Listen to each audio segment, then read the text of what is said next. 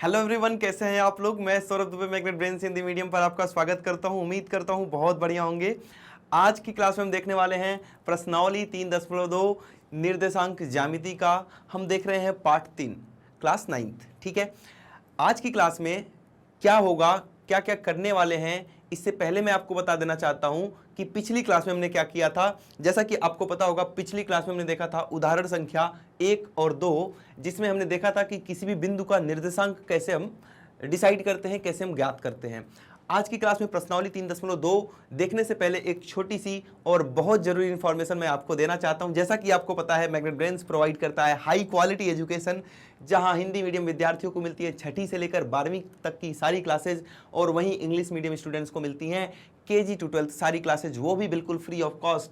मतलब कि आपको किसी भी प्रकार का कोई भी पेड सब्सक्रिप्शन लेने की कोई भी जरूरत नहीं है। ये सारी क्लासेस हमारे यूट्यूब चैनल मैग्नेट ब्रेन्स के ऑफिशियल वेबसाइट और ऐप पर अवेलेबल हैं। आप जाइए और उनको देखिए, उसका फायदा उठाइए।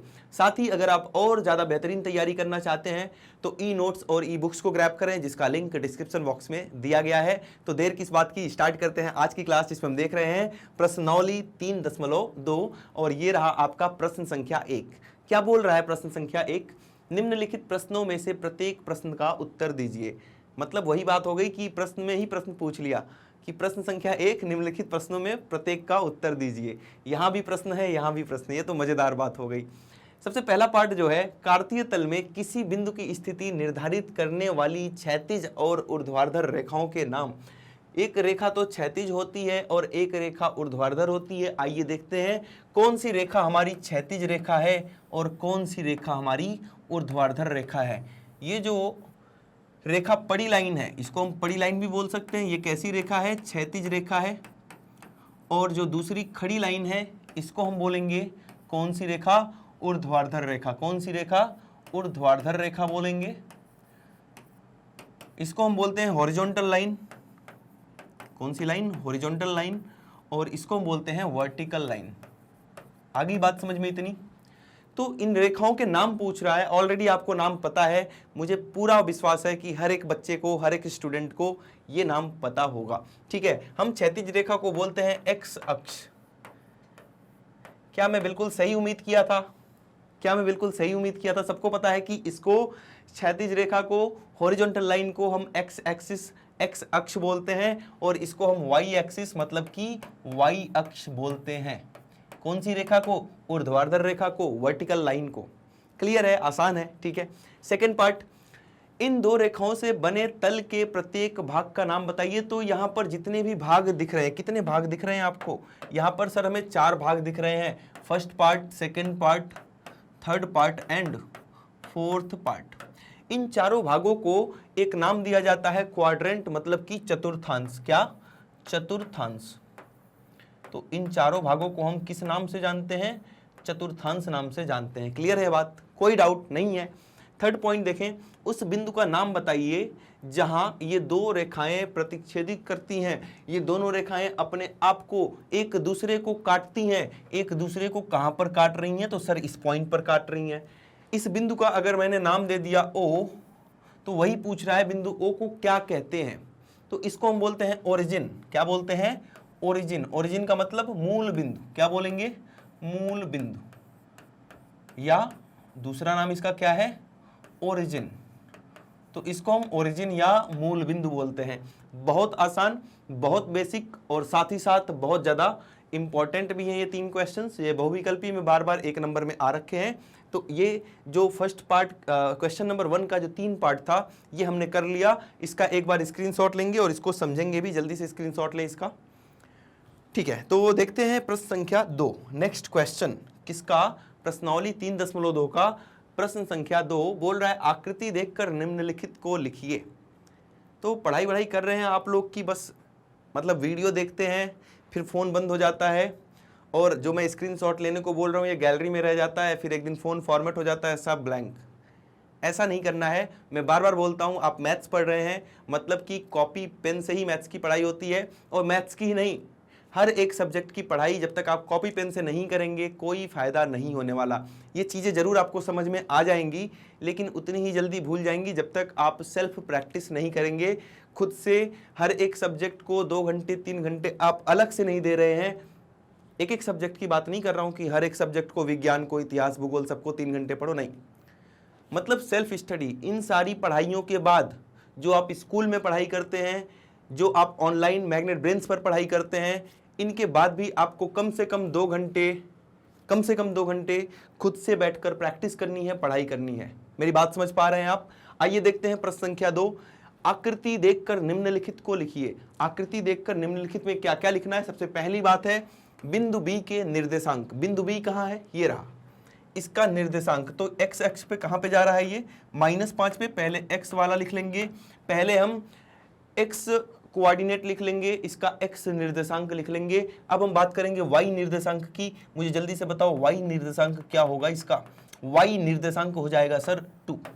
तो कितना आ गया? -5,2। कौन सा वाला? इसका आंसर क्या आ जाएगा? -5,2। अब हम c के निर्देशांक की बात करते हैं। c कहाँ है? ये रहा बिंदु C। बिंदु C का निर्देशांक x अक्ष को कहां पे कट कर रहा है? 5 पर। तो इसका x निर्देशांक क्या हो जाएगा सर? 5। y को कहां पर कट कर रहा है सर? -5 पर। तो y निर्देशांक क्या हो जाएगा? -5। तो बिंदु C का निर्देशांक कितना हो गया? 5, -5। कोई दिक्कत वाली बात यहां तक? सब कुछ क्लियर है? ठीक है। थर्ड वाला पार्ट पूछ रहा है निर्देशांक -3, -5 द्वारा पहचाना गया बिंदु। पूछ रहा है -3 और -5, मतलब x पे -3 आ जाओ और y पे -5। इन दोनों को मिलाने पे किस बिंदु पर हम पहुंचेंगे? अगर मैं -3 वाले को मिला देता हूं इधर और -5 वाले को ऐसे करते हैं, दोनों एक दूसरे को किस बिंदु पर काट रहे हैं? तो वो बिंदु हो जाएगा h। मतलब कि थर्ड पॉइंट का आंसर हमारा हो जाएगा बिंदु h। कोई डाउट? आसान है। फोर्थ वाला पॉइंट क्या है? निर्देशांक 2, -4 द्वारा पहचाना गया बिंदु। 2, -4। तो हम 2 और -4 को मिलाते हैं और देखते हैं कि क्या मिलता है। 2 कहाँ है? x अक्ष पर, ये रहा 2। और -4 कहाँ है? y अक्ष पर, ये रहा क्या था? 2, -4। x अक्ष पर 2 ये रहा। तो 2 ऐसे से मिला दो और -4 ऐसे से मिला दो। कौन सा बिंदु आपको मिल रहा है? तो सर ये बिंदु G है। कौन सा बिंदु है? ये है बिंदु G। क्लियर है? आसान है? कोई दिक्कत वाली बात यहां तक? आगे बढ़ें। समझ में आ गई चीजें या कोई डाउट है इसमें? पांचवा देखो, D का भुज। भुज क्या होता है सर? भुज होता है x निर्देशांक। भुज क्या होता है? तो भुज होता है हमारा कौन सा निर्देशांक? x वाला। और कोटि क्या होता है सर? y निर्देशांक। तो D का भुज क्या है? D कहाँ है? D को ढूंढो। ये रहा D। तो D का अभी मैंने आपको बताया था कि D का कोऑर्डिनेट क्या होगा, इसका निर्देशांक क्या होगा। तो बिंदु D का निर्देशांक हो जाएगा, पहले x वाले को लिख लो 6 और फिर y वाले को लिख लो 2। अब इसका भुज जो हो जाएगा वो 6 हो जाएगा और जो इसकी कोटि हो जाएगी वो कितनी हो जाएगी? तो वो हो जाएगी 2। कोई दिक्कत वाली बात यहां तक? समझ में आ गई बात? आपसे क्या पूछा गया है? D का भुज। भुज कितना दिख रहा है आपको? 6। तो ये कितना हो जाएगा? 6। आसान है, ठीक है, बढ़िया है, मजेदार क्वेश्चन है। बिंदु H की कोटि। बिंदु H कहाँ है? ये रहा। बिंदु H के निर्देशांक लिखे पहले। x वाले पे -5 है और y वाले पे कितना है? -3 है। क्या पूछ रहा है? बिंदु H की कोटि। कोटि कितनी हो जाएगी? ये वाला तो भुज हो जाएगा, -5 क्या हो जाएगा आपका? ये तो सर भुज हो जाएगा और ये वाली जो है वो कोटि हो जाएगी। आपसे कोटि पूछा गया है तो इसका आंसर आपका आना चाहिए -3। जितना भी मैंने पिछली क्लासेज में पढ़ाया है ना, अगर वो सब पढ़ के आ रखे होंगे आप, तो मतलब ऐसा कोई भी क्वेश्चन ही नहीं है, कोई भी पार्ट ही नहीं है जो आपको ना आ रहा हो। बहुत ही आसान चीजें हैं, बहुत ही ज्यादा आसान चीजें हैं। आइए देखते हैं इसका 7th पार्ट, 7वां क्या है? बिंदु L के निर्देशांक। L कहां पर है? बिंदु L कहां पर है? दिख रहा है क्या आपको? ये रहा बिंदु L। इसका निर्देशांक, जैसा कि आपको पता है, बिंदु L जो है y अक्ष पर है। y अक्ष पर किसी बिंदु के निर्देशांक होते हैं 0, y। तो इसका निर्देशांक हो जाएगा 0,5। ठीक है, तो निर्देशांक पूछ रहा है इसलिए हम क्या लिख देंगे? 0,5। कोई दिक्कत, कोई तकलीफ, कोई परेशानी यहां तक नहीं है। आइए देखते हैं सबसे लास्ट और आखिरी वाला पार्ट बिंदु M के निर्देशांक, तो ये रहा बिंदु M, ये x अक्ष पर है तो ये हो जाएगा, पहले x वाला लिखो क्योंकि x अक्ष के ऊपर है तो y निर्देशांक 0 होगा, तो इसका निर्देशांक आ जाएगा अपना -3,0। कोई दिक्कत यहाँ तक समझ में आ गई? सारी चीजें आसान थी, ठीक है ना?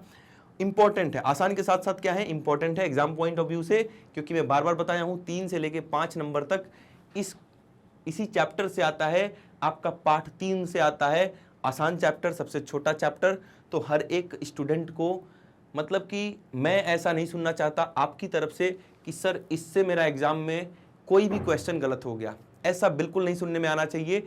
आसान चैप्टर है, छोटा चैप्टर है और कोई भी ज़्यादा कैलकुलेशन नहीं है, ज़्यादा प्लस माइनस नहीं है, तो इसको बहुत ही ढंग से आप तैयार कर लेंगे और अभी इसी वक्त तैयार कर लेंगे, ठीक है? तो इतने ही क्वेश्चन थे प्रश्नावली 3.2 में। अगली क्लास में हम कुछ और कर रहे होंगे। अभी तक की चीज़ें क्लियर है या नहीं ये बताएंगे आप कमेंट के माध्यम से। तो वीडियो को जल्दी से लाइक कर दें, अगर चैनल पर आप नए हैं तो जल्दी से कर लें सब्सक्राइब, क्योंकि ऐसी सारी क्लासेज आपको मिलती रहेंगी, अपडेट्स आते रहेंगे अगर आपने चैनल को अभी इसी वक्त सब्सक्राइब कर लिया तो। इतनी बातें क्लियर हैं। एक छोटी सी और ज़रूरी बात और बता देता हूं, उसके बाद हम आज की क्लास को ख़त्म कर रहे होंगे। जैसा कि आपको पता है मैग्नेट ब्रेन्स प्रोवाइड करता है हाई क्वालिटी एजुकेशन, जहां पर इंग्लिश मीडियम और हिंदी मीडियम दोनों के ये टॉप कोर्सेज हैं, जिसमें सीबीएसई बोर्ड के साथ साथ आपको अदर स्टेट बोर्ड्स की भी क्लासेस करवाई जाती हैं, जिसमें Delhi board, Bihar board, UP board, MP board और राजस्थान बोर्ड है। साथ ही में आपको वैदिक मैथ्स क्रैश कोर्स और स्पोकन इंग्लिश की भी क्लासेस कराई जाती हैं। आप हमें सोशल मीडिया हैंडल्स पर भी फॉलो कर सकते हैं, YouTube, Facebook, Insta, Twitter, Telegram, WhatsApp, हम हर जगह पर अवेलेबल हैं। आप और ज़्यादा बेहतरीन तैयारी करने के लिए ई नोट्स और ई बुक्स को जरूर ग्रैब करेंगे, जिसका लिंक यहाँ डिस्क्रिप्शन बॉक्स में दिया गया है। मिलते हैं अगली क्लास में। मैथ्स की प्रैक्टिस करते रहिए, खुश रहिए और अपना ध्यान रखना बिल्कुल ना भूलिए। Thank you so much.